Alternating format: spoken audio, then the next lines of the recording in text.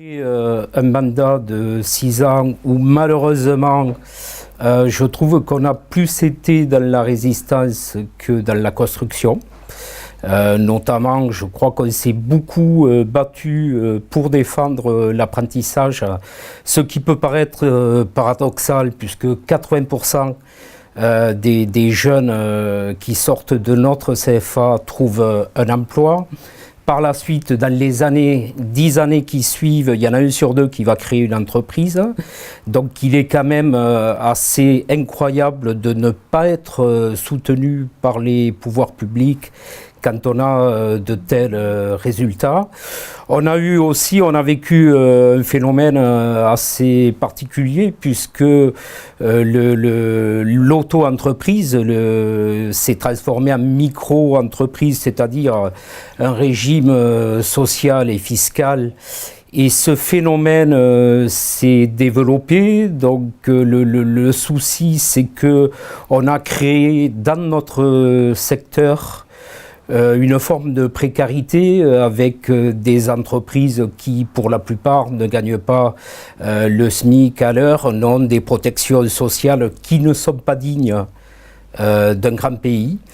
Donc tout ça, on a résisté, c'est venu amener une concurrence qu'on peut qualifier de déloyale avec d'autres entreprises artisanales qui ne sont pas sur les mêmes charges fiscales et sociales. Donc on peut regretter que sur un même territoire et sur un même secteur économique, on ait inventé un système où 2 entreprises n'ont pas forcément les mêmes règles du jeu. Et ça nous a énormément occupés.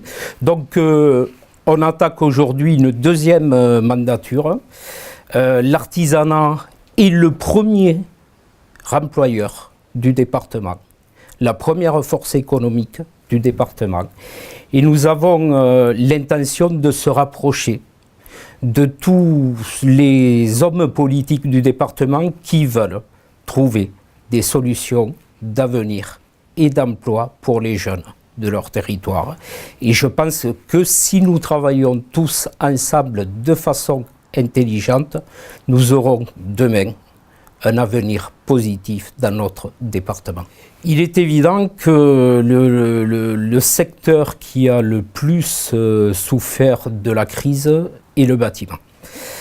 C'est un secteur qui, s'il n'y a pas une politique de soutien derrière, étant donné que c'est un très très gros employeur, derrière il y a évidemment en termes d'emploi des résultats catastrophiques. Et d'ailleurs ce qu'on peut regretter, c'est qu'au niveau national, on a vu des politiques se mobiliser pour sauver des usines de 300-400 salariés. Et ils ont bien raison. Mais c'était une période où le bâtiment perdait 400 emplois par jour.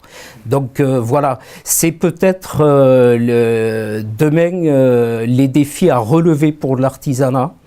C'est vraiment de faire comprendre aux politiques qu'on a la solution de développement d'entreprises et de création d'emplois. La Chambre de métiers de l'Ariège n'est pas très riche, c'est une des plus petites chambres de France.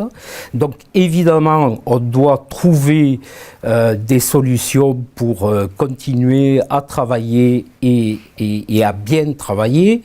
On a créé, il y a aujourd'hui quelques années, la Cité du goût et des saveurs qu'on a repris sur une chambre à Saint-Brieuc qui a inventé le concept. On l'a adapté à une chambre de métier rurale. Aujourd'hui, ça met en avant les professionnels ariégeois, les produits locaux, quelque part notre CFA, puisque la plupart des cours se déroulent dans le restaurant d'application du CFA.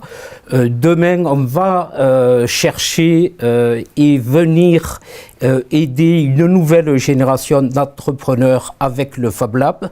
Donc c'est le Fab Lab, c'est des outils ultra modernes qui vont être mis à disposition de toutes petites entreprises pour leur permettre demain de se développer, mais aussi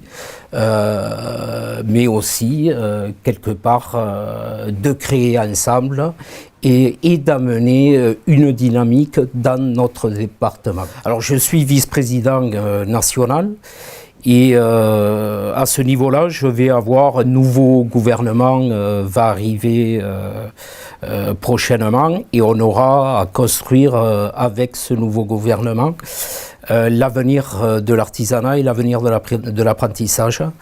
Et donc on va se mobiliser pour que dans les décisions importantes que prendra ce gouvernement, l'intérêt que représente l'artisanat et que représente l'apprentissage n'échappe pas aux politiques. Effectivement, l'atout de l'artisanat, c'est qu'il est installé sur l'ensemble du territoire et qui forme les gamins de l'ensemble du territoire, y compris ceux qui ont été abandonnés ces dernières années. Et donc, on travaille au quotidien pour améliorer la mobilité et de permettre à ces gamins qui sont sur des zones de montagne de pouvoir quelque part trouver des entreprises et venir se rendre à l'apprentissage.